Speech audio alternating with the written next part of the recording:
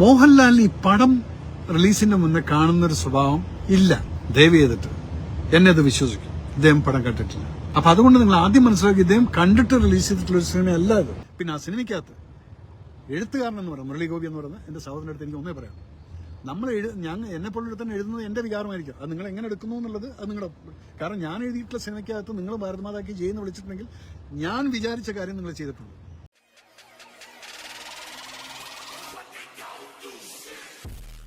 എല്ലാ പ്രിയപ്പെട്ടവർക്കും പുതിയൊരു വീഡിയോയിലേക്ക് ഒരുപാട് സ്നേഹത്തോടെ സ്വാഗതം. നിങ്ങൾ ആദ്യമായിട്ടാണ് ഈ ചാനൽ കാണുന്നതെങ്കിൽ ചാനൽ സബ്സ്ക്രൈബ് ചെയ്തിട്ടില്ലെങ്കിൽ ഒന്ന് സബ്സ്ക്രൈബ് ചെയ്തേക്കൂ. അതോടൊപ്പം തന്നെ ആ ബെല്ലൈക്കൺ ഓൾ എന്ന ഓപ്ഷൻ ഒന്ന് എനേബിൾ ചെയ്ത് വെച്ചേക്കും. ഒരുപാട് പേര് സബ്സ്ക്രൈബ് ചെയ്യുന്നുണ്ട്, പക്ഷേ ആ ഓൾ ഓപ്ഷൻ എനേബിൾ ചെയ്ത് വയ്ക്കാത്തത് കൊണ്ട് കുറേയധികം ആൾക്കാർക്ക് നോട്ടിഫിക്കേഷൻ കിട്ടുന്നില്ല എന്ന് പറയുന്നുണ്ട്. ദയവേത് നിങ്ങൾ സബ്സ്ക്രൈബ് ചെയ്യുന്നതോടൊപ്പം തന്നെ ആ ബെല്ലൈക്കണിൽ ഓൾ ഓപ്ഷൻ കൂടി ഒന്ന് എനേബിൾ ചെയ്ത് വെക്കുക.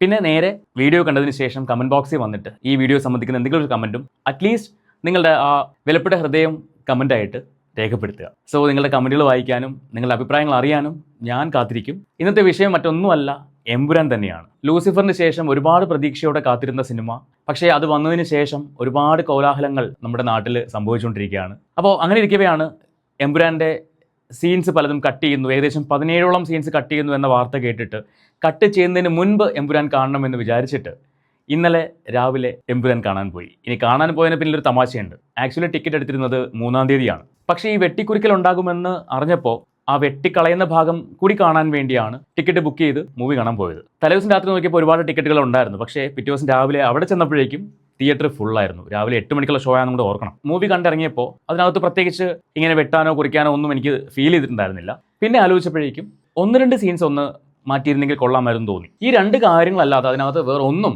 വെട്ടിക്കളയാനായിട്ട് ഉണ്ടെന്ന് എനിക്ക് തോന്നിയിട്ടില്ല. കാരണം ഞാനിത് കണ്ടത് സിനിമയായിട്ടാണ്. അതിനകത്തുള്ള രാഷ്ട്രീയമോ അല്ലെങ്കിൽ അതിനകത്തുള്ള ഇപ്പം ചർച്ച ചെയ്യുന്ന വിഷയങ്ങളോ ഒന്നും എൻ്റെ മനസ്സിലൂടെ പോയിട്ടില്ല എന്നുള്ളതാണ്. ഞാൻ ആ സിനിമ കണ്ടു, ഒരുപാട് എൻജോയ് ചെയ്തു.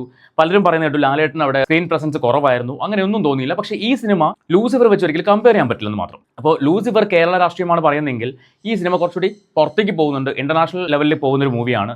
അതുകൊണ്ട് തന്നെ എനിക്ക് ഫീൽ ചെയ്തൊരു കാര്യം, ശരിക്കും ഇതിനകത്ത് നിറഞ്ഞാടിയിരിക്കുന്ന 2 സ്ത്രീ കഥാപാത്രങ്ങളാണുള്ളത്. ഗംഭീരമായിട്ട് അവർ ആ ക്യാരക്ടർ ചെയ്തിട്ടുണ്ട്, ആ ക്യാരക്ടറിനെ വരച്ചു വെച്ചിട്ടുണ്ട്. 2 പേർക്കും കിട്ടിയിരിക്കുന്ന ക്യാരക്ടറും എക്സലന്റ് ക്യാരക്ടറാണ്. ആ 2 പേരും ആ ക്യാരക്ടർ മനോഹരമായിട്ട് ചെയ്തു. ലാലേട്ടനെക്കാളും പെർഫോം ഉണ്ടായിരുന്നത് മഞ്ജു വാര്യർക്ക് തന്നെയാണ്, അതിന് യാതൊരു സംശയവുമില്ല. പക്ഷേ ത്രൂ ഔട്ട് നമുക്ക് ലാലേട്ടൻ അതിനകത്ത് കാണാൻ പറ്റും. അദ്ദേഹത്തിൻ്റെ പ്രസൻസ് ഇല്ലെങ്കിൽ പോലും പ്രസൻസ് ഉള്ളതായിട്ട് നമുക്ക് ഫീൽ ചെയ്യും. അതാണ് എമ്പുരാൻ എന്ന് പറയുന്നത്. എനിക്ക് ഒരു രീതിയിലും ഡിസപ്പോയിൻറ്റഡ് ആക്കിയ ഒരു മൂവി അല്ല എമ്പുരാൻ. ഗംഭീര മേക്കിംഗ് ആണ്, ഗംഭീരമായിട്ട് പെർഫോമൻസ് ഉണ്ട്, എല്ലാവരുടെ പെർഫോമൻസും ഗംഭീരമായിരുന്നു. അവസാനം ഒന്ന് ഞെട്ടലുണ്ടാക്കിയ ഒരു സീക്വൻസ് ഉണ്ടായിരുന്നു. ആ സീക്വൻസ് എന്താണെന്ന് നിങ്ങൾ മൂവി കണ്ടാൽ മനസ്സിലാവും. ഒരു പക്ഷേ ആ ഒരു നടനെ ഇഷ്ടപ്പെടുന്ന ഏതൊരാൾക്കും ആ സമയത്ത് ഒരു ഞെട്ടലുണ്ടാവും. അപ്പോൾ അതേ ഞെട്ടൽ എന്നിലും ഉണ്ടാക്കി, അത് സത്യമായ കാര്യമാണ്. സോ എന്നെ സംബന്ധിച്ച് എമ്പുരാൻ എനിക്ക് ഒരുപാട് സാറ്റിസ്ഫാക്ഷൻ കിട്ടിയൊരു മൂവിയാണ്. അപ്പോൾ ലൂസിഫറിനെ പോലെ ഉണ്ടോ എന്ന് ചോദിച്ചാൽ ലൂസിഫറിനെ പോലെ ഇല്ലെന്ന് പറയേണ്ടി വരും. പക്ഷേ എമ്പുരാനായിട്ട് കണ്ടു കഴിഞ്ഞാൽ എനിക്കത് ഒരുപാട് ഇഷ്ടപ്പെട്ടു. ഇത് എൻ്റെ വ്യക്തിപരമായ അഭിപ്രായമാണ്. ഇതിനകത്ത് കുറേ അധികം ആൾക്കാർ വന്നിട്ട് ഭയങ്കരമായിട്ട് ക്രിട്ടിസൈസ് ചെയ്തിട്ടുണ്ടായിരുന്നു. ഈ സിനിമയിൽ മഞ്ജു വാര്യരുടെ ക്യാരക്ടർ വളരെ ഡൗൺ ലെവലിൽ നിൽക്കുന്ന ക്യാരക്ടറാണ്, പിന്നെ അത് അവരുടെ ഡ്രസ്സിങ് സെൻസ് വളരെ മോശമായിരുന്നു, അപ്പിടിയാണ് ഇപ്പിടിയാണെന്ന് പറഞ്ഞ് ഭയങ്കരമായിട്ട് ഡിഗ്രേഡ് ചെയ്തിട്ടുണ്ടായിരുന്നു ആദ്യ ദിവസം തന്നെ. അതുകൊണ്ട് തന്നെയാണ് ഈ മൂവി കാണണമെന്ന് തീരുമാനിച്ചത്. എന്താണ് ഇതിലുള്ളതെന്ന് അറിയണമല്ലോ എന്ന് കരുതി തന്നെയാണ് സിനിമ കാണാൻ വേണ്ടി പോയത്. ഇനി വീണ്ടും കാണുന്നുണ്ട്. ഇപ്പോൾ നാളെ വൈകുന്നേരം വീണ്ടും കാണാൻ പോകുന്നുണ്ട്. സോ എമ്പുരാൻ എന്നെ സംബന്ധിച്ച് ഒരു ഗംഭീര സിനിമ തന്നെയാണ്, യാതൊരു സംശയവും വേണ്ട. ഇതിനിടയിൽ കൂടി ഒരുപാട് വിഷയങ്ങൾ എമ്പുരാനെ സംബന്ധിച്ച് നടക്കുന്നുണ്ട്. നിങ്ങളെല്ലാം അറിയുന്നുണ്ടാവും. പ്രശസ്തനായ പട്ടാളക്കാരൻ സംവിധായകൻ മേജർ രവി സാറ് ഏകദേശം ഒരു 33 മിനിറ്റുള്ള ലൈവ് ചെയ്തിട്ടുണ്ടായിരുന്നു. അതിനകത്ത് അദ്ദേഹം ഈ സിനിമയെ വളരെ നിശിതമായിട്ട് ക്രിട്ടിസൈസ് ചെയ്തിട്ടുണ്ട്.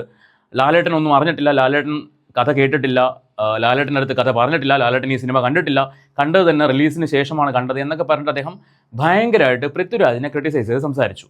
അതിൻ്റെ പിന്നാലെ നമ്മുടെ പൃഥ്വിരാജിൻ്റെ അമ്മ മല്ലികാ സുകുമാരൻ വന്നിട്ട് മേജർ രവി സാറിനെ വിമർശിച്ചും അതുപോലെ തന്നെ പൃഥ്വിരാജിനെ സപ്പോർട്ട് ചെയ്തുകൊണ്ടും ഒരു ഫേസ്ബുക്ക് പോസ്റ്റ് കേട്ടിട്ടുണ്ടായിരുന്നു. അതിനകത്ത് അവർ പറയുന്നൊരു വാചകമുണ്ട്, ഞങ്ങൾക്ക് പേടി ദൈവത്തെയാണ്, മനുഷ്യരെയല്ല. പൃഥ്വിരാജിന് അഗെയിൻസ്റ്റ് നിൽക്കുന്ന അല്ലെങ്കിൽ ഇപ്പോൾ അദ്ദേഹത്തെ വിമർശിച്ചുകൊണ്ട് സംസാരിക്കുന്ന ഏതൊരാളെയും ദൈവം കാണുന്നുണ്ട്, അദ്ദേഹം മറുപടി കൊടുക്കട്ടെ എന്നാണ് അവർ പറഞ്ഞു നിർത്തുന്നത്. ശരിക്കും ഒരു അമ്മ എങ്ങനെയാകണം, ഒരു മകൻ ഇത്തരമൊരു സിറ്റുവേഷൻ വരുമ്പോൾ എങ്ങനെയാണ് അമ്മ ചേർത്ത് പിടിക്കേണ്ടത് എന്ന് വളരെ വ്യക്തമായിട്ട് അവരുടെ ഫേസ്ബുക്ക് പോസ്റ്റിലൂടെ കാണിക്കുന്നുണ്ട്. ഞാനിപ്പോൾ നിങ്ങളുടെ മുന്നിലേക്ക് ഒരു വീഡിയോ വെക്കാൻ പോവുകയാണ്. ഈ മേജർ രവി സാറിൻ്റെ ഒരു ലൈവ് ഉണ്ടായിരുന്നു.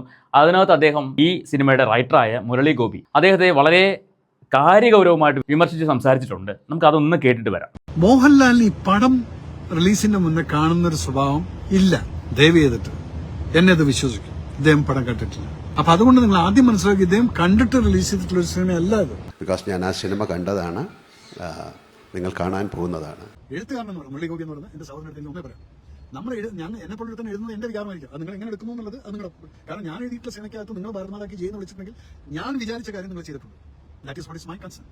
അതാണ് ഞാൻ ചെയ്തത്. അപ്പൊ മുരളി അത് ചെയ്യുന്ന സമയത്ത് ആ പടം തുടങ്ങുന്ന സമയത്ത് കലാപങ്ങളിൽ മുസ്ലിം സഹോദരി സഹോദരന്മാരെ പോയി അറ്റാക്ക് ചെയ്യുന്ന ഹിന്ദു ശൂലം എല്ലാം കൊണ്ടുപോയിട്ട് അതൊന്നും ചെയ്യുന്ന കാണിക്കാനുള്ള ഗട്സ് കാണിച്ചിട്ടുണ്ടെങ്കിൽ അതിന്റെ തുടക്കം മുതലേക്ക് എവിടുന്നത് തുടങ്ങി, ആ വണ്ടി എങ്ങനെ കത്തി, ആര് കത്തിച്ചു, എന്തുകൊണ്ടൊരു കമ്പാർട്ട്മെന്റിനകത്ത് 53 പേര് മരിച്ചുപോയി, കാരണം 4 വശത്തും വാതിൽ അടച്ചു വെച്ചിട്ടാണ് ഈ ആളുകൾ അവരെ കത്തിച്ചളഞ്ഞിരിക്കുന്നത്. മുരളി ഗോപി സംസാരിച്ചത് വർഗീയതയല്ലേ?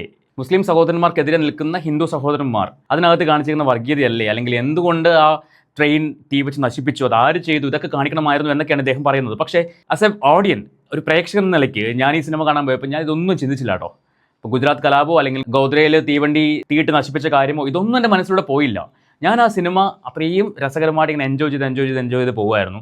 അതല്ലാണ്ട് ഇവരെല്ലാവരും ഇങ്ങനെ പറയുന്ന പോലെ ഈ കലാപത്തെക്കുറിച്ചോ അല്ലെങ്കിൽ ഈ വർഗീയതയെക്കുറിച്ചോ അല്ലെങ്കിൽ പാർട്ടിയെക്കുറിച്ചോ പാർട്ടിയിലെ പ്രശ്നങ്ങളെക്കുറിച്ചോ ഇതൊന്നും എൻ്റെ മനസ്സിലൂടെ പോയില്ലെന്നുള്ളതാണ്. ഇതൊക്കെ എഫക്ട് ചെയ്യുന്നത് എന്നെ സംബന്ധിച്ച് എനിക്ക് മനസ്സിലാക്കാൻ കഴിഞ്ഞത് പാർട്ടിയിൽ അന്ധമായിട്ട് വിശ്വസിക്കുന്ന അല്ലെങ്കിൽ പാർട്ടിപരമായിട്ട് ചിന്തിക്കുന്ന മതപരമായിട്ട് ചിന്തിക്കുന്ന വ്യക്തികളെ മാത്രമാണ് ഇത് അഫക്ട് ചെയ്തിട്ടുള്ളത്. സിനിമയായിട്ട് കാണുന്ന ഒരാളെയും ഈ സിനിമ മറ്റൊരു രീതിയിലും അഫക്ട് ചെയ്തതായിട്ട് എനിക്ക് തോന്നുന്നില്ല. ഇത് എൻ്റെ അഭിപ്രായം, എൻ്റെ മാത്രം അഭിപ്രായമാണ്. ഇനി ഇതേ മേജർ രവി സാർ പറയുന്ന മറ്റൊരു വീഡിയോ ഉണ്ട്. അതായത് ഈ സിനിമ ഇത്രയും കോൺട്രവേഴ്സി ആയ സമയത്താണ് ഇദ്ദേഹം വന്നിട്ട് ഈ ലൈവ് ഇടുന്നതും അതിനകത്ത് ലാലേട്ടൻ ഈ സിനിമ കണ്ടിട്ടില്ലെന്നും ലാലേട്ടൻ ഈ സിനിമയുടെ കഥ അറിയില്ലെന്നും ഒക്കെ വന്നിട്ട് ലാലേട്ടൻ മാപ്പ് പറയുമെന്നൊക്കെ പറഞ്ഞു. പക്ഷേ ലാലേട്ടൻ മാപ്പല്ല അവിടെ പറഞ്ഞു, അദ്ദേഹം ഖേദം പ്രകടിപ്പിച്ചു. കാരണം അദ്ദേഹം ഒരു ഇന്ത്യൻ പൗരനാണ്, ഒരു ലെഫ്റ്റനന്റ് കേണലാണ്. അങ്ങനെയുള്ളൊരു വ്യക്തി നാട്ടിലുള്ള ഒരാൾക്കും ദോഷം വരുന്ന അല്ലെങ്കിൽ ഒരാളുടെയും മനസ്സിനെ വിഷമിപ്പിക്കുന്ന ഒരു കാര്യം ചെയ്യരുത് എന്ന് ആഗ്രഹിക്കുന്ന ഒരു വ്യക്തി, അങ്ങനെ സംഭവിച്ചു ഒരു വിഭാഗം ആൾക്കാർക്കെങ്കിലും അല്ലെങ്കിൽ വളരെ കുറച്ച് ആൾക്കാർക്കെങ്കിലും അങ്ങനെ സംഭവിച്ചു എന്ന് മനസ്സിലായപ്പോൾ അദ്ദേഹം ഖേദം പ്രകടിപ്പിച്ചു. ഒരിക്കലും ഈ ഒരു പ്രശ്നത്തിൽ നിന്നും തടിയൂരി അല്ലെങ്കിൽ ഒളിച്ചോടി പോകാൻ അവർ ശ്രമിച്ചിട്ടില്ല. കുറച്ചു പേർക്കാണെങ്കിൽ പോലും അവർക്കുണ്ടായ വിഷമത്തിൽ ആ ടീം ഫുള്ള് ഖേദം പ്രകടിപ്പിച്ചു. അത് പൃഥ്വിരാജ് ആയിക്കോട്ടെ, ആന്റണി പെരുമ്പാവൂർ ആയിക്കോട്ടെ, ഇവരെല്ലാവരും ഇത് ഷെയർ ചെയ്യുകയും ചെയ്തു. ഉടനെ പിന്നെ ഇവർ നട്ടലില്ലാത്തവരായി, പാർട്ടിക്ക് മുന്നിൽ മുട്ടുമടക്കി എന്നൊക്കെ പറഞ്ഞിട്ട് കുറേയധികം ട്രോളുകളും കാര്യങ്ങളൊക്കെ കണ്ടു. അപ്പോൾ ഇദ്ദേഹം നമ്മുടെ ഈ മേജർ രവി സാറ് ഈ കാണിച്ച ഈ ഒരു ലൈവ് ഇപ്പോൾ ഈ കോൺട്രവേഴ്സി ഉണ്ടായപ്പോഴാണ് ഇദ്ദേഹത്തിന് അതിനകത്ത് ഈ പറഞ്ഞ തീവണ്ടി തീ വെച്ചതും അല്ലെങ്കിൽ അത് ആദ്യമേ കാണിക്കാത്തതും അല്ലെങ്കിൽ അതിനകത്തുള്ള പ്രശ്നങ്ങളൊക്കെ തോന്നിയത് ഇപ്പോഴാണോ? ഇദ്ദേഹം ഈ സിനിമ കണ്ട സമയത്ത് പറഞ്ഞ ഒരു ബൈറ്റ് ഉണ്ട്, ഞാൻ അത് നിങ്ങളുടെ മുന്നിലേക്ക് ഒന്ന് കാണിക്കാം.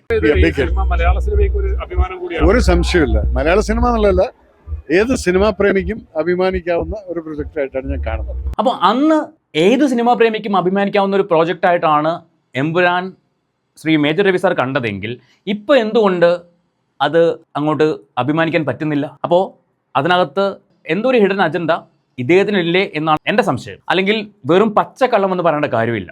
മല്ലിക സുകുമാരൻ മല്ലികാൻ്റെ പറഞ്ഞൊരു കാര്യമുണ്ട്. പൃഥ്വിരാജിനെ വിളിക്കുന്ന സമയത്ത് ഒരിക്കൽ വിളിച്ചപ്പോൾ പൃഥ്വിരാജ് പറഞ്ഞു, അമ്മ ഞാൻ ലാലേട്ടൻ ഇവിടെ ഉണ്ട്, അപ്പോൾ ലാലേട്ടന് ഇതുവരെ ചെയ്ത ഷോർട്സ് ഒന്ന് കാണിച്ചു കൊടുക്കണം. ആന്റണി പെരുമ്പാവൂർ പ്രൊഡ്യൂസർ ഉണ്ട്, സോ അവർക്കൊക്കെ ഇതുവരെ ചെയ്ത ഷോർട്സുകളൊന്ന് കാണിച്ചു കൊടുക്കണം എന്ന് പറഞ്ഞ് കോൾ കട്ട് ചെയ്തു എന്ന് മല്ലികാൻ്റെ ആ പോസ്റ്റിൽ പറയുന്നുണ്ട്. അതുപോലെ തന്നെ പൃഥ്വിരാജിന്റെ ഈ സിനിമയ്ക്ക് മുൻപേ ഉള്ള സിനിമ റിലീസ് ആവുന്നതിന് മുൻപേ ഉള്ള പ്രോഗ്രാമിൽ പൃഥ്വിരാജ് പറയുന്നുണ്ട്, ഈ സ്റ്റോറി 6 മണിക്കൂർ എടുത്താണ് പൃഥ്വിരാജ് നറേറ്റ് ചെയ്തത്. അത് ആകെ 2 വ്യക്തികളോട് മാത്രമേ ചെയ്തിട്ടുള്ളൂ. അതൊന്ന് ലാലേട്ടനാണ്, ഒന്ന് ഈ സിനിമയുടെ one of the producer Antony Perumbavoor.